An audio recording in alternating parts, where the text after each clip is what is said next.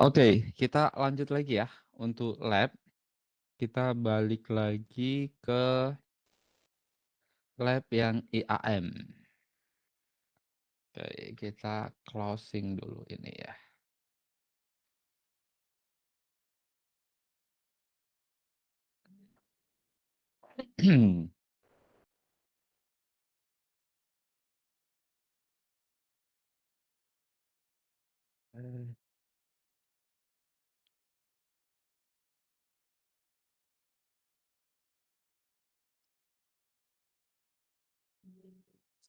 Oke, silakan teman-teman dibuka ya akses labnya.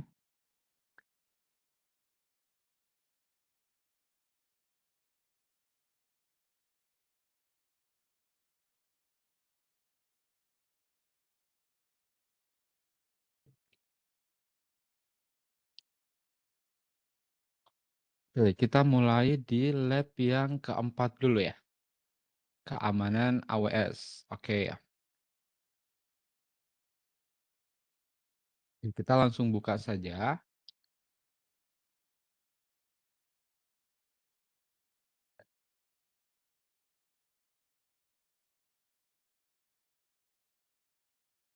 Oke, ini tinggal diklik ya. Nanti akan muncul ke AWS yang tab yang baru maksudnya.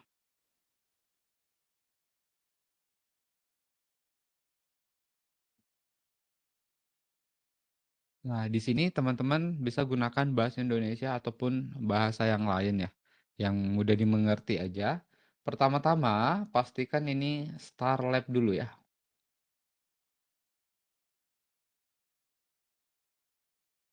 Oke, ini kita tunggu sampai hijau. Nah, di sini teman-teman bisa lihat ya, instruksinya tuh sudah ada gitu ya. Oke, jadi kita review dulu.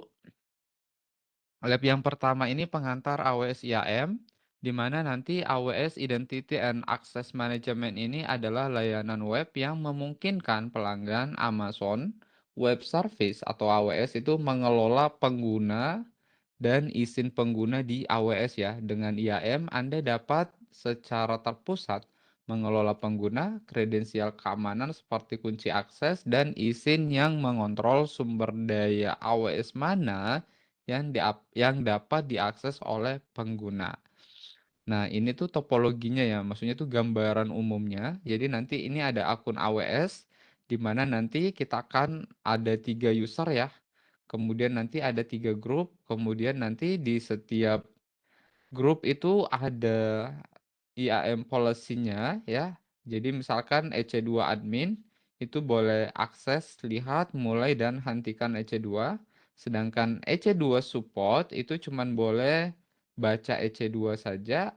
Sedangkan di S3 support dia cuman boleh akses hanya baca S3 saja. Nah, nanti dari grup ini kita akan lampirkan user di dalamnya ya. Misalkan EC2 admin itu nanti usernya user 3, EC2 support user 2, dan S3 support itu nanti user 1. Oke, jadi tujuannya nanti teman-teman akan menjelajahi penggunaan grup IAM yang telah dibuat sebelumnya. Jadi sebenarnya ini usernya udah di-create ya.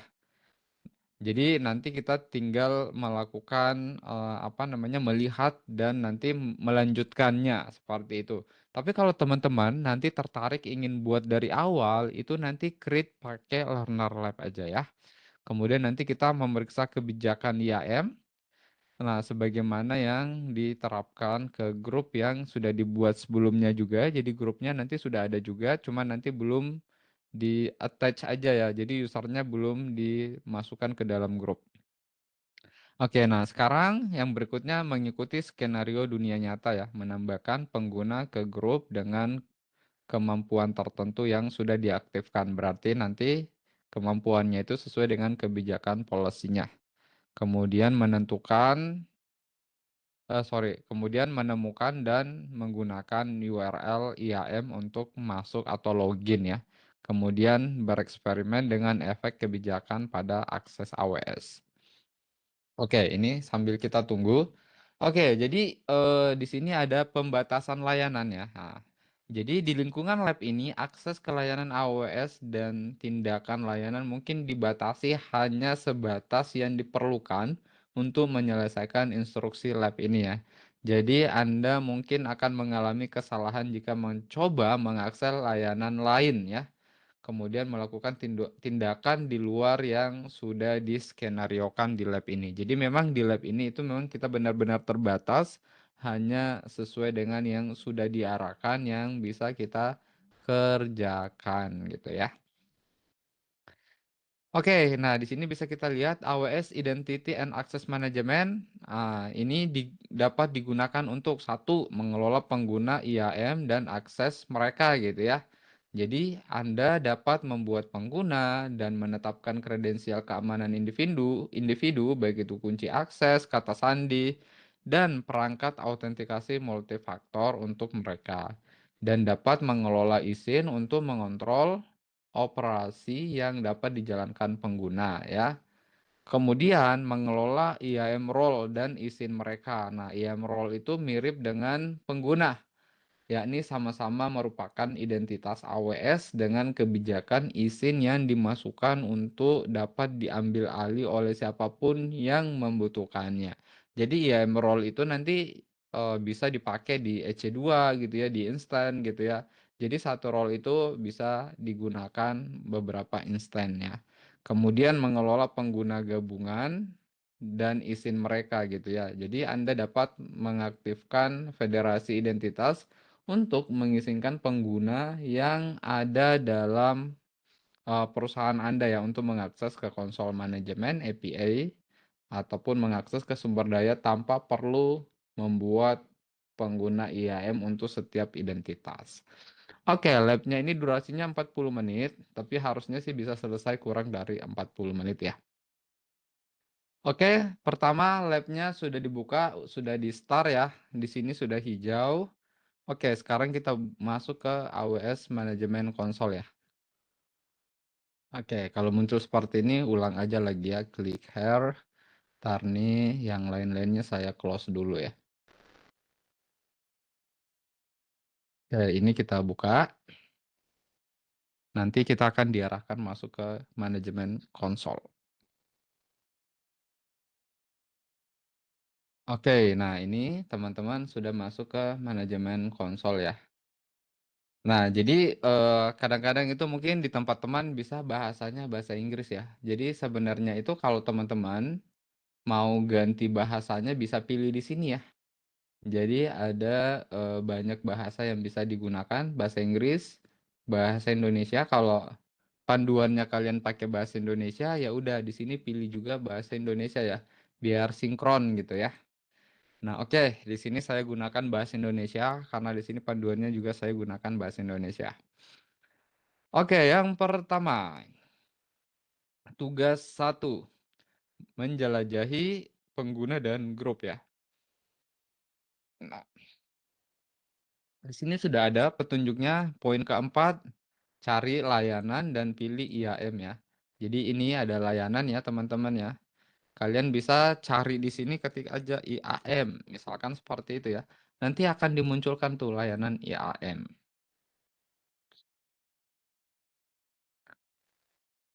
Nah, di sini teman-teman bisa melihat bahwa grupnya sudah ada gitu ya.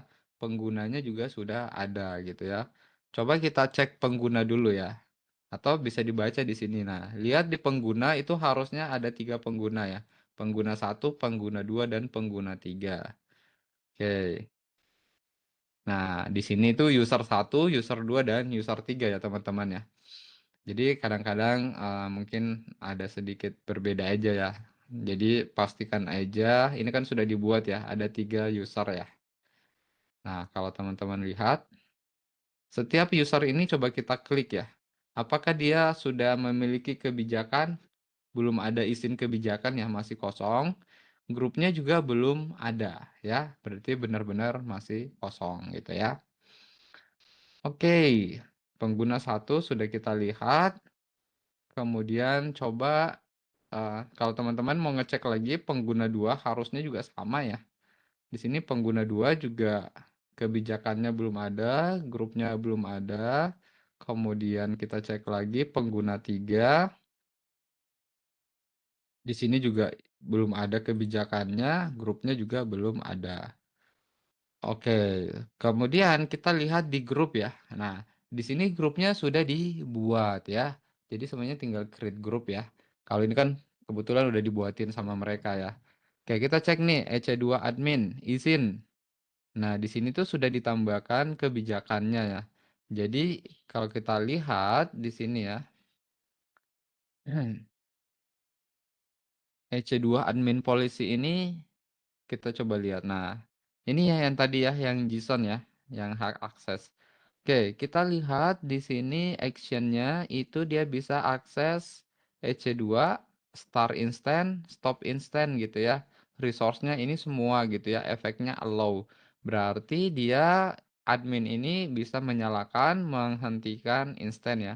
Ini kebijakannya gitu ya. Atau sebenarnya ada banyak kebijakan yang sudah disediakan ya, kita tinggal cari aja kebutuhan kita seperti apa. Atau kita bisa bikin secara manual nanti kebijakannya. Oke, kemudian kita coba ke grup yang lain. EC2 support, itu kita masuk ke izin. Ini udah ada ya, Amazon EC2 Read Only Access.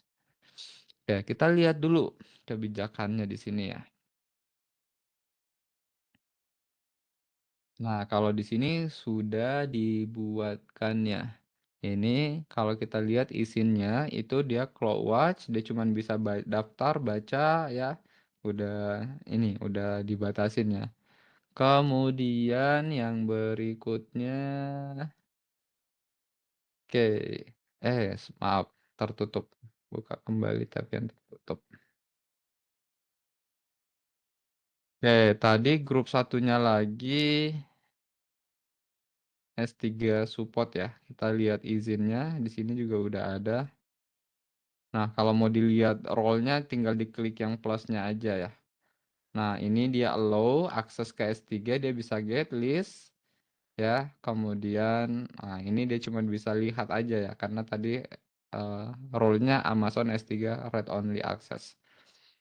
Oke, kita balik lagi ke sini. Oke, sebentar ya, saya split dulu deh biar lebih gampang.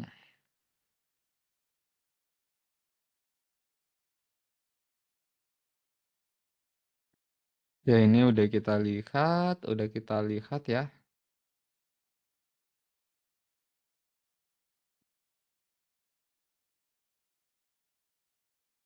Oke, kemudian skenario bisnis ya. Nah, sekarang di sini untuk sisa lab ini Anda akan bekerja sama dengan pengguna dan grup ini untuk mengaktifkan izin yang mendukung skenario bisnis tersebut ya. Jadi perusahaan Anda sedang mengembangkan penggunaan Amazon Web Service-nya serta menggunakan banyak instan Amazon EC2 dan penyimpanan Amazon S3 dalam jumlah yang besar. Anda ingin memberikan akses ke staf baru tergantung fungsi dan tugas mereka. Oke, user 1 itu ke S3 support, dia cuma boleh baca ke Amazon S3, user 2 EC2 support hanya boleh baca ke EC2, user 3 itu EC2 admin bisa lihat mulai hentikan instance. Oke, nah sekarang kita masuk ke grup pengguna ya. Oke, jadi grup pengguna, kemudian kita pilih S3 support, kemudian nanti di sini tambahkan pengguna ya. Tinggal pilih user 1 ya. Oke, tinggal checklist udah. Oke, selesai ya. Jadi simpel ya, gitu ya untuk menambahkannya. Nah, kemudian balik lagi ke EC2 support. EC2 support ini tadi tambahkan user yang kedua ya, pengguna yang kedua. Oke, selesai ya. Kemudian kita balik lagi ke EC2 admin. Ini tambahkan user 3. Oke, selesai ya. Coba kita cek pengguna. Nah, kita cek pengguna. User 1 harusnya di sini dia sudah punya izin. Ya, izinnya dia bisa ngapain. Tadi ini user 1 cuman boleh read only ya. S3 read only. Ini grupnya juga sudah ada ya. Oke. Jadi sudah masuk. Coba kita cek lagi user yang lain. Ini untuk verifikasi aja ya. Nah, user yang lain juga sudah ada. Ini dia cuman boleh akses atau melihat aja ya di EC2. Grupnya juga sudah ada ya. Kemudian user yang berikutnya. Oke, ini juga sudah ada ya. Ini ada policy-nya. Oke. Sekarang tugas yang ketiga kita diminta melakukan pengujian ya. Nah, gimana caranya untuk melakukan pengujian? Oke, kita balik ke pengguna lagi ya. Nah, oke, kita mulai dari user 1 dulu. User 1 itu dia nanti punya namanya kredensial keamanannya. Nah, inilah yang nanti yang bisa kita akses. Ini buka apa namanya, jendela samaran baru ya, supaya nggak bentrok sama yang tadi. Oke, jadi nanti di sini, nah ini kita login sebagai IAM. IAM itu punya ID ya teman-teman ya. Jadi nanti ini ID-nya sudah otomatis karena kita pakai URL yang ada di sini.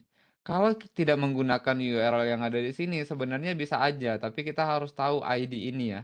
Karena ID ini nanti kita gunakan sebagai apa namanya untuk masuk ke IAM. Contoh, misalkan di sini kalau saya buka browser baru ya, ini asumsi saya buka AWS ya. AWS, dah buka AWS dulu aja.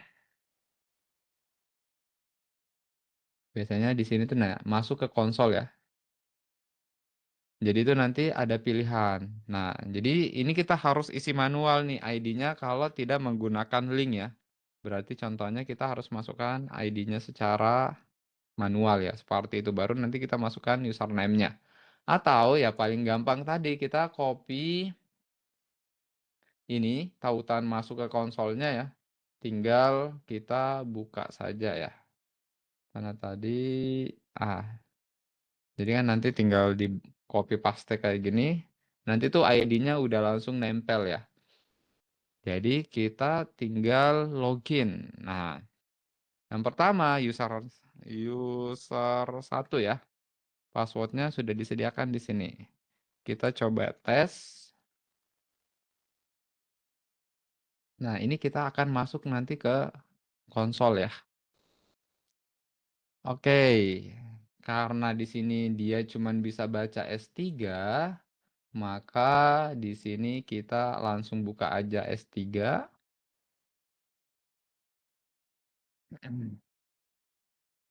Kemudian kita coba cari bucket ya. Nah, di sini udah kelihatan ya ada bucket ya. Nah, jadi dia bisa baca gitu ya. Ya, jadi coba kita buka EC2 ya. Bisa nggak dia buka EC2? Karena kan tadi usernya itu dia cuma boleh baca S3 aja.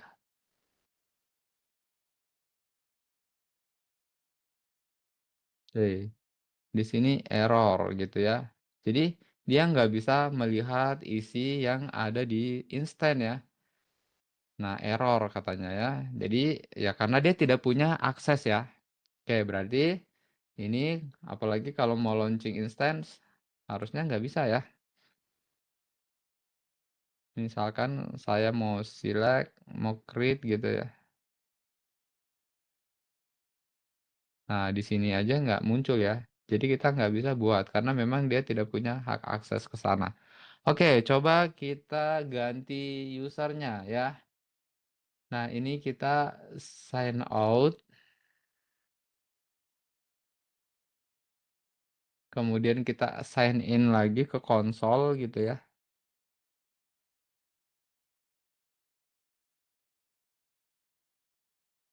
Oke, sama ya.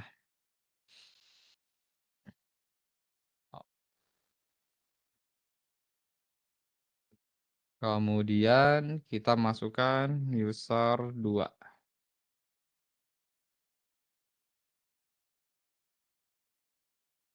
Oke, untuk ID IAM-nya harusnya sama ya. Nah, user 2 itu cuman boleh baca EC2, tapi nggak boleh matiin, nggak boleh nyalain. Nah, di sini dia bisa melihat ternyata EC2 itu ada 2 server nih yang running, ya. Oke, misalkan saya mau coba matiin ya di instant state, coba stop. Oke, kita stop, bisa nggak dia? Nah, di sini fail to stop the instant karena dia tidak punya otorisasi untuk mematikan instant tersebut ya. Oke, sekarang udah ya, ini kita udah pilih, kita coba matiin, nggak bisa. Oke, nah sekarang kita log out lagi, kita login sebagai user 3.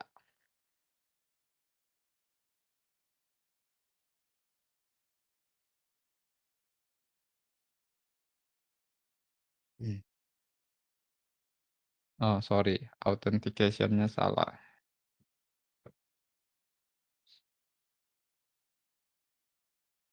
Nah, user 3 di sini kita diminta untuk cek instance. Diminta matikan instan ya. Nah, lab host-nya ini diminta dimatiin. Coba kita instant state. Oke, kemudian kita stop. Oke, nah di sini dia bisa melakukan stopping gitu ya. Karena memang dia punya hak akses untuk itu. Oke, nah setelah itu teman-teman biar bisa dapat nilai, ini jangan lupa di submit ya. Nanti dilihat dulu nilainya, jangan langsung ditutup ya. Dicek dulu nilainya. Kalau sudah benar, sudah 100%. Nah, kalau misalkan belum masih bisa dilanjutkan ya. Seperti itu. Kalau nilainya masih kurang, nah bisa dilakukan perbaikan ya, supaya nanti pada saat ngumpul itu nilainya sudah bagus.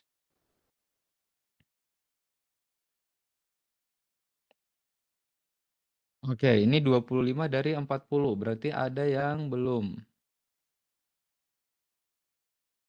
Oke, ini stop instant user 2 ya, udah lewat tadi. Ini bisa dicek ya teman-teman ya. Nah, ini kan belum nih, masih ada 15 poin.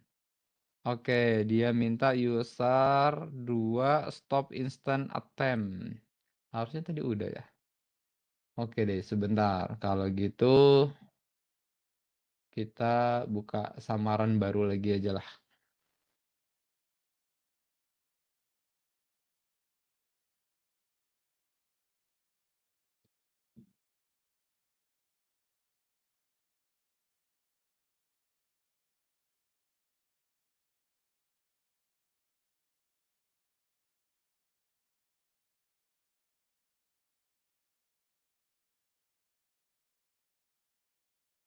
Bentar, user 3 apa lagi nih user 3? Teks 3D. Harusnya udah tadi teks 3D.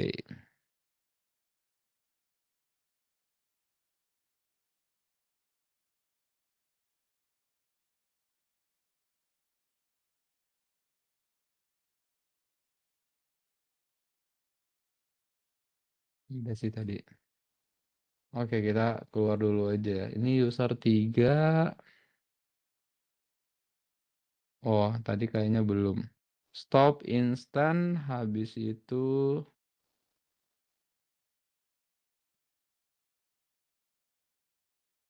udah ya sebenarnya.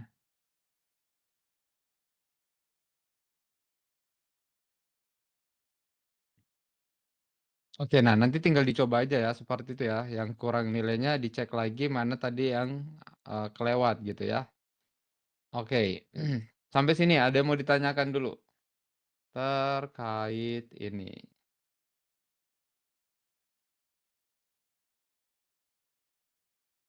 Nanti tinggal disubmit lagi kalau udah dilakukan instruksinya ya untuk dapatin poin. Nah, udah ya 40. Tadi itu belum kebaca. Maksudnya terlalu cepat kita submit ya. Padahal tadi kita udah kerjakan semua instruksinya. Oke, ya. Ini lab 1. Mudah sih sebenarnya ya. Nah, kalau udah ini di end lab, kemudian kita lanjut ke lab yang berikutnya ya. Kita mau bikin PPC dan menjalankan server. Oke, balik lagi ke modul, kita masuk ke modul 5 ya, membangun PPC. Oke, ini diklik supaya dia masuk ke lab.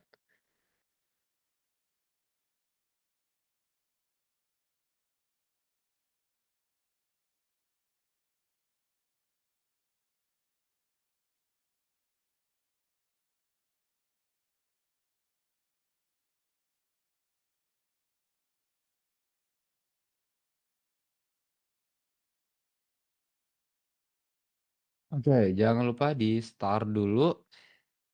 Nah, di sini nanti kita akan bikin PPC, create subnet, konfigurasi security group, sama jalankan server ya. Waktunya sekitar 30 menit, topologinya seperti ini ya. Oke.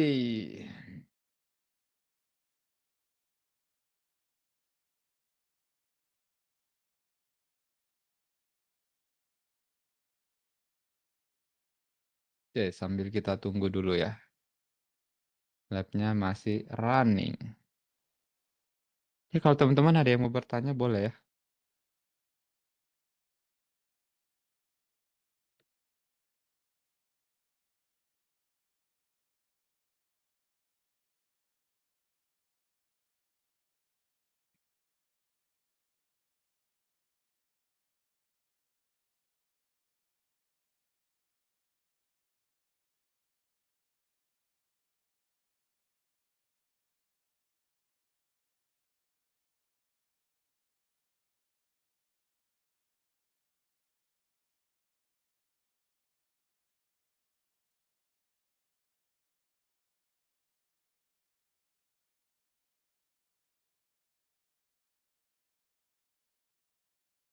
Belum.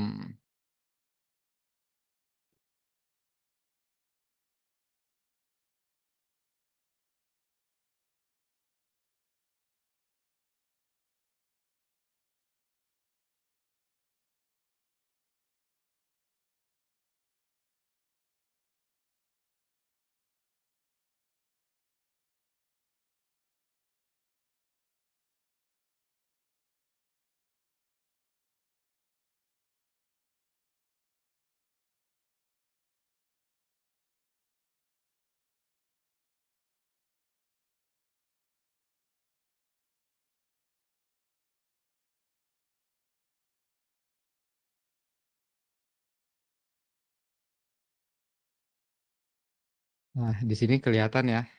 Jadi nanti di sini ada availability zone A dan B ya. Kemudian ada NAT gateway, kemudian ada internet gateway.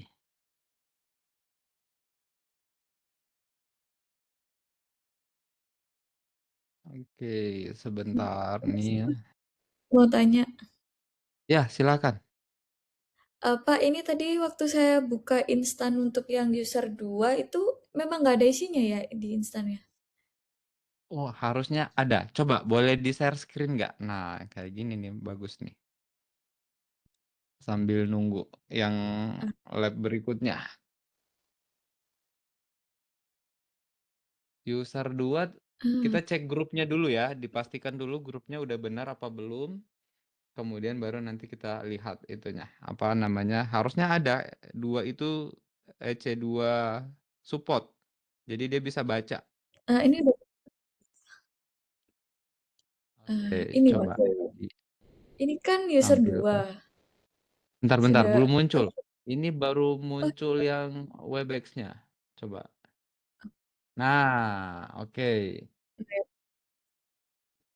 ini kan yang user 2 Ini. ya, Oh, sorry. nih. Itu coba kamu lihat. Itu Asia Pasifik Sydney. Oh, Nah, kadang-kadang itu kita kan tadi servernya di itu ya, di US ya, di Virginia. Coba buka. Nah, jadi harus tahu juga ya teman-teman ya, kadang-kadang itu lokasi servernya bisa berbeda ya. Iya, iya, iya. Oke, Pak, udah berarti. Baru muncul ada 2 Oke, ya.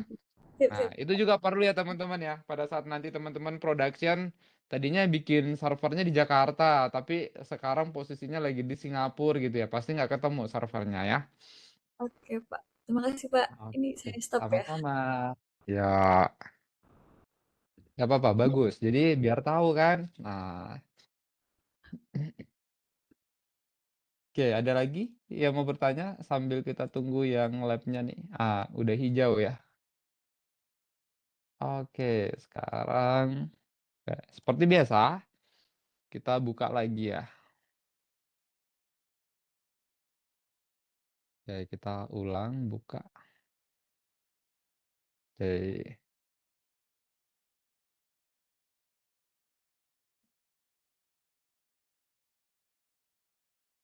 Ya, seperti biasa kita langsung aja ke sini ya, pilih bahasa Indonesia dah, biar gampang. Oke, tugas pertama, teman-teman diminta buat PPC ya.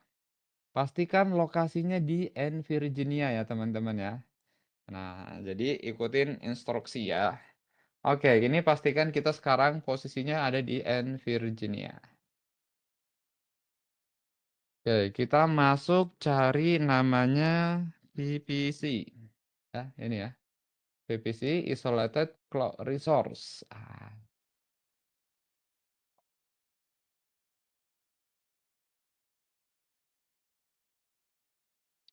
Oke, langsung aja di sini kita buat PPC. Nah, pada saat membuat PPC-nya, nah di sini itu bisa kita lihat ya, ada kebutuhan-kebutuhannya ya.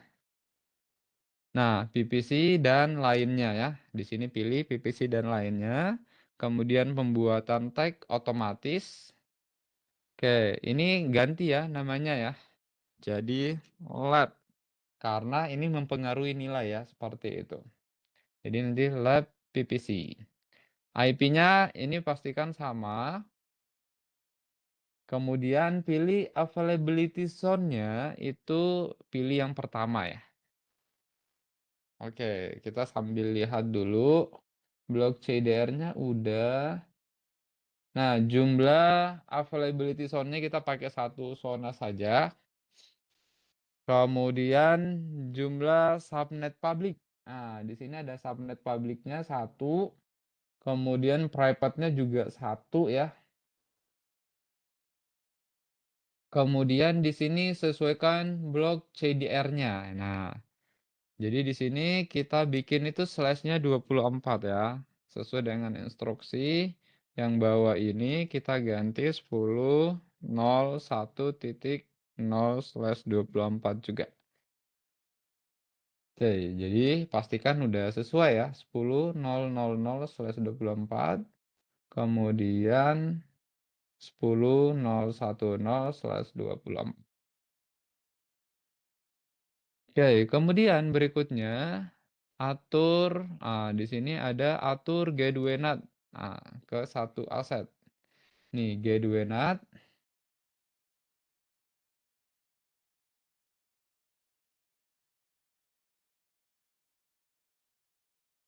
Nah, di sini gateway NAT-nya pilih di satu aset ya. Jadi pilih kalau di sini tidak ada, di sini regional baru kita pilih zona ya.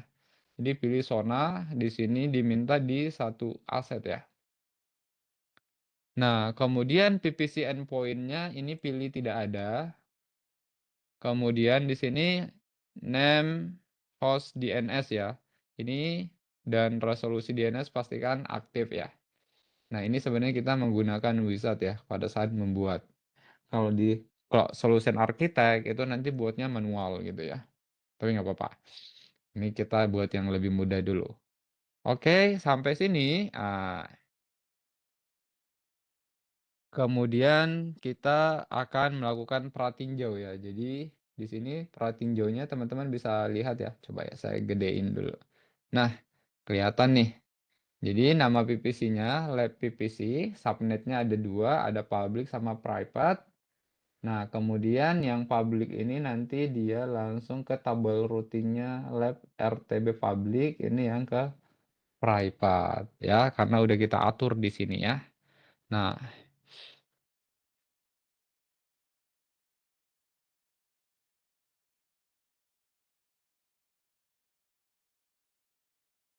ya sekarang kita tinggal buat PPC-nya. Jadi di sini nanti akan dibuat apa namanya secara otomatis ya, subnetnya. Jadi langsung.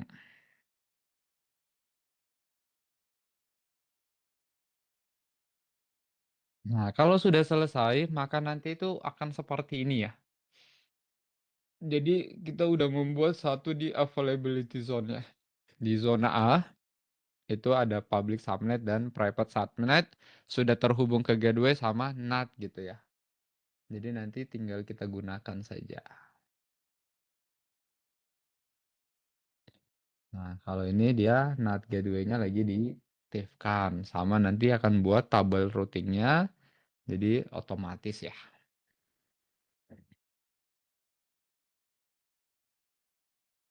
Nah, setelah itu kita nanti akan melihat-lihat ya, tunggu PPC-nya selesai. Nah, nanti seperti ini sih hasilnya ya. Tabel public itu nanti di sini ada IP lokalnya, sama nanti ada tujuannya ke internet, sama ada gateway internet. Kemudian di sini ada IP private, tujuannya ke internet, tapi dia pakai NAT ya. Jadi dia tidak bisa diakses dari luar, hanya bisa internetan saja. Oke, ini kita tunggu beberapa saat ya.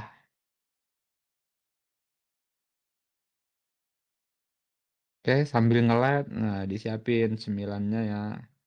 Teh, kopi, susu, biar sambil nunggu. Nah, kalau ini udah selesai, udah berhasil ya. Oke, kita lihat PPC. Nah, di sini teman-teman bisa lihat PPC-nya. Kemudian ini ada subnetnya ya.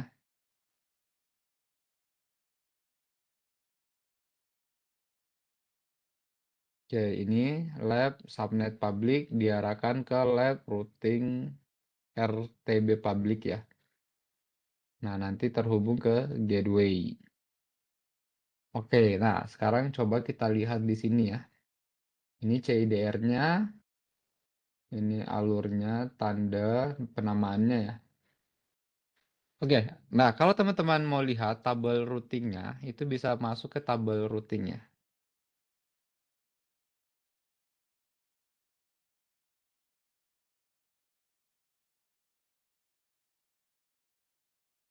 Oke, coba kita lihat PPC dulu ya. Ini lupa-lupa tadi. Lihat PPC. Nah, di sini itu kan ada ininya ya teman-teman ya. Tabel routing ini. Oke, kita langsung masuk ke sini lihat aja ya. Nah, ini subnet public ya. Kita bisa lihat nih di tabel routingnya. Ya, jadi di sini itu 000 terhubung ke internet gateway gitu ya.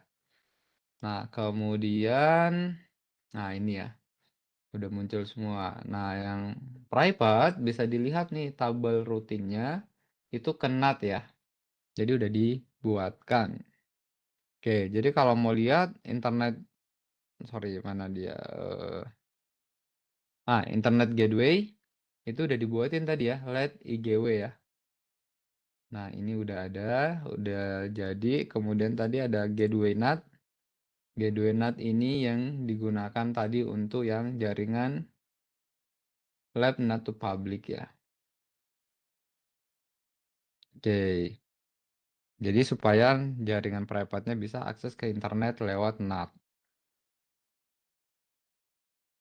Oke, coba kita lanjut lagi. Nah, tugas berikutnya kita diminta di sini ya, masuk ke subnet. Oke, tadi kan kalau kita udah lihat-lihat ya. Kita cari lab subnet public 2. Oke, cari lab subnet public.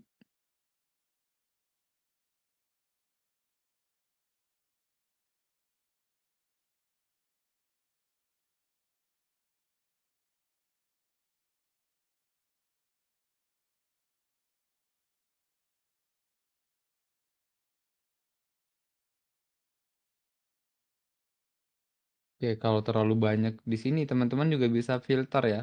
Cari PVC Lab. Ini kita punya supaya yang dimunculkan cuman ada 2 aja ya. Oke, di sini pilih dari menu Lab Subnet Public, kita buka Lab Subnet Public, kemudian pilih Availability zona kedua ya. Oh, kita diminta buat subnet baru ya. Sorry, jangan lupa di sini buat subnet baru. PVC-nya pakai yang lab ya. Nih, lab PVC. Oke, namanya itu Lab Public Subnet 2. Nah, kemudian di sini availability zone-nya pilih US 1B. Nah, kalau tadi kan kita pakai US 1A ya, kita akan ke availability zona 2. Kemudian di sini subnetnya kita gunakan IP ini ya, jadi ini diganti. Oh sorry, ini nggak diganti, yang bawah ini ya, yang kita ganti. Ini kan subnet utamanya ya. Nah, setelah itu, oke sudah, habis itu kita buat subnet ya. Oke, kemudian kita bikin subnet lagi untuk yang private. Oke, pilih PVC-nya yang lab, jangan salah pilih ya. Kemudian kita kasih nama private 2.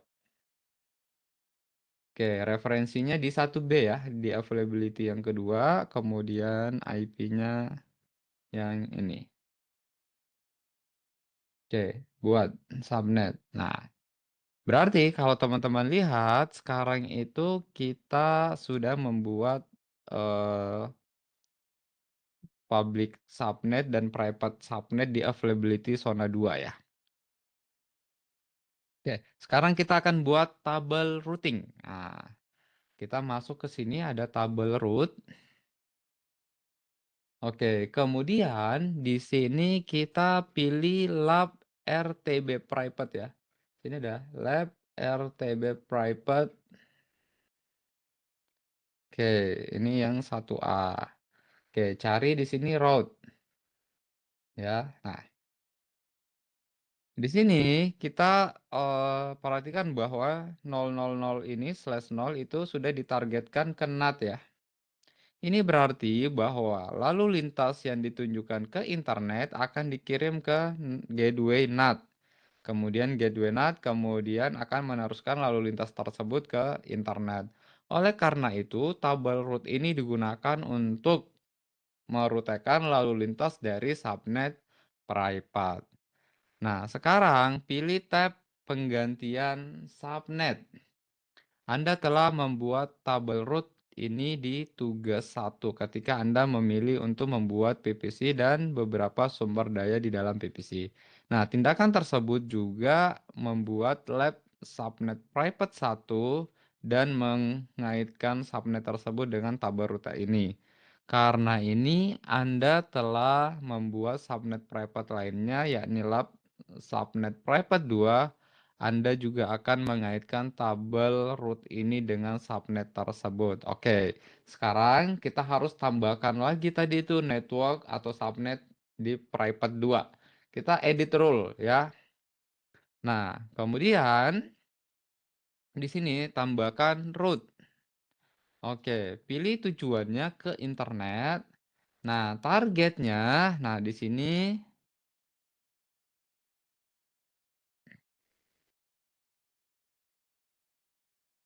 edit, kemudian tadi lab 1A, kemudian kita pilih juga yang private subnet 2. Oke, sebentar. Oke, ini gateway NAT, kemudian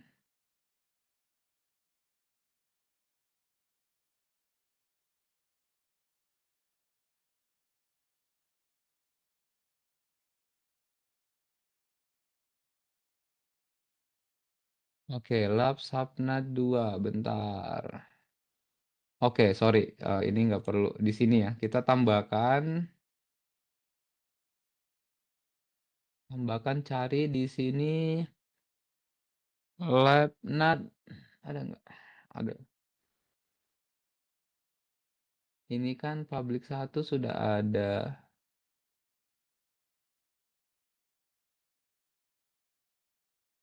Oh, sorry. Bentar, kita refresh dulu. Oke, tambah baru aja lah ya. Oke, habis itu tujuannya 0, harusnya di sini gateway-nya NAT. Oke, kita pilih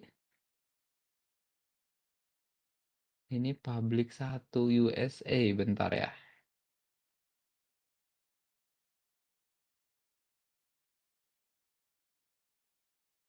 Oke, kita tadi di sini ya. Oke, di panel subnet, oh, pilih, oke, di pengeditan subnet eksplisit. Oke, bentar, hapus. Kebalik dulu, ada kelewat. Oke, batalkan. Oke, ini kan tadi root. Nah, di sini kaitkan subnet ya.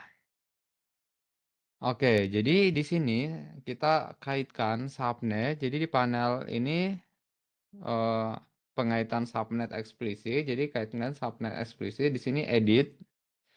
Nah, ditambahkan yang tadi, yang private 2. Ini kan private 1. Oke, berarti ini adalah private 2. Kita checklist di sini ya. Jadi simpan, kaitkan. Jadi bukan di tabel routing ya, tapi di pengaitkan subnet. Nah, di sini sudah 2. Oke, setelah itu kita masuk lagi ke tabel route. Nah, oke, coba kita cari tabel route masih. Nah, kemudian masuk ke route. Oke, di sini ada eksplisit juga ya. Oke, kita lihat dulu. Tabel route kita pilih dulu ya yang ini ya. Nah, lab r bt public ya. Oke, kemudian ada kaitkan subnet. Di sini edit, tambahkan lagi yang public 2 ya. Nah, simpan, kaitkan. Nah, itu topologinya sudah jadi seperti ini. Nah, sekarang tugas kita akan membuat yang namanya security group ya. Jadi, cari di bagian security group, keamanan ya, grup keamanan. Di sini teman-teman akan membuat yang namanya security group. Jangan lupa kasih nama supaya dapat poin ya. Pastikan namanya sama, huruf besar kecil ya. Kemudian deskripsinya dia hanya memperbolehkan akses HTTP. Oke, PPC-nya pastikan yang lab ya, yang tadi kita buat ya, lab PPC. Oke, tambahkan aturan. Nah, kalau di sini kita tambahkan aturan, pilih aturan masuk ya. Di sini ada 2 aturan sebenarnya, ada aturan keluar dan masuk. Nah, yang perlu kita tambahkan itu adalah aturan masuk karena untuk mengakses ke server. Di sini pilih HTTP, kemudian dari mana saja ya, IP4 dari mana saja. Oke, kasih deskripsi. Nah, ini penting ya, karena ini untuk penilaian. Oke, setelah itu buat security group. Jadi nanti server kalian itu hanya boleh diakses lewat port 80 ya, atau HTTP. Oke, tugas berikutnya kita masuk ke EC2. Kemudian di EC2 ini kita akan membuat instance ya. Tinggal teman luncurkan, bikin nama servernya web server 1 ya. OS-nya pilih Amazon Linux ini ya, Amazon Linux 2023 kernel 61. pilih itunya T2 Micro ya. Instannya tipenya T2 Micro. Sorry, ini T2 Nano. T2 Micro ya. Satu CPU, satu memori. Ini pilih 4K untuk key-nya. Nah, di sini untuk jaringannya kita harus edit ya. PVC-nya diganti dengan PVC lab yang sudah kita buat. Kemudian subnetnya, nah ini lab subnet public 2. Ya, jangan sampai salah ya. Subnet public 2 gitu ya. Kemudian ini IP publiknya pastikan aktif ya. Kalau enggak nanti enggak dapat IP publik. Kemudian gunakan grup keamanan existing. Tadi kita sudah bikin itu web security group ya. Kemudian untuk storage-nya ini default aja, nggak usah diganti. Oke, selanjutnya, nah di bagian detail di sini, detail lanjutan ya. Oke, ini di copy nih di data pengguna. Jadi kita install web server di server ini ya. Jadi langsung dibuatin scriptnya. Nanti di sini dia akan install Apache sama PHP gitu ya. Kemudian nanti dia install MariaDB gitu ya. Dia nanti download aplikasi webnya dari sini. Habis itu nanti dijalanin. Oke, kalau sudah tinggal diluncurkan ya. Habis itu nanti kita coba akses. Oke, kita lihat dulu instannya. Oke, kita perbaharui dulu ya.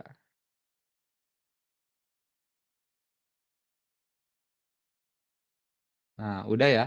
Jadi, cuman servernya masih tertunda. Kita tunggu dulu ya, sampai 2/2.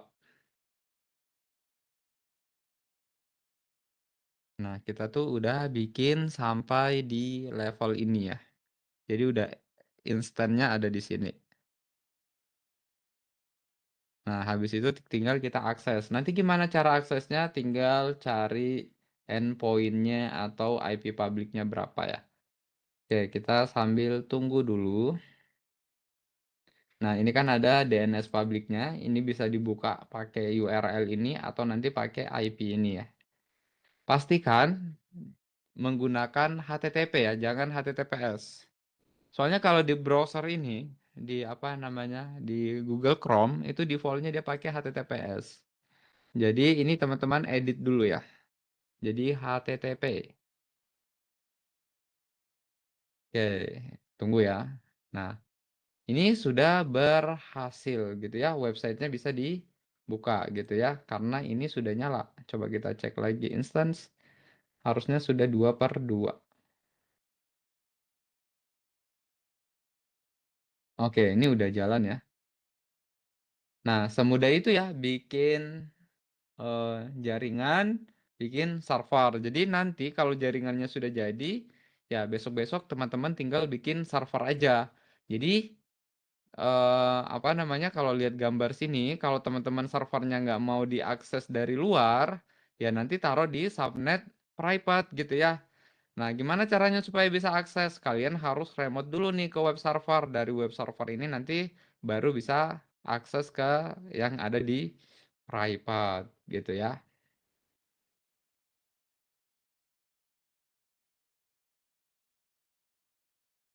Oke, nah sampai sini kira-kira ada yang mau ditanyakan? Nah, kalau sudah coba kita submit ya. Skornya berapa?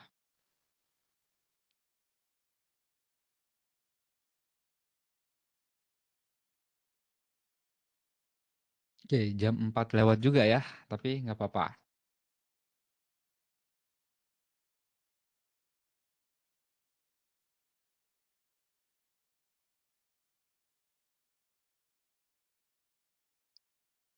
Oke, nanti rekamannya saya kirim di deskripsi grup ya. Tinggal dilihat. Oke, nah ini poinnya 30/30 ya, berarti semuanya benar gitu ya. Jadi selesai labnya ya, udah. Nah, nanti kalau teman-teman penasaran, ya udah ini dicontek nanti bikin sendiri pakai Learner Lab gitu ya. Nah, jadi biar nyobain sendiri bikin dari awal gitu ya. Kalau ini kan, apa namanya, kalau tadi ini kita memang buat dari awal ya. Nah, ini bisa dicoba-coba nih nanti di Learner Lab-nya ya. Oke, ini saya end. Oke, lab-nya saya end. Oke, dah. Oke, sebelum kita selesaikan sesi hari ini, sampai sini ada yang mau ditanyakan dulu?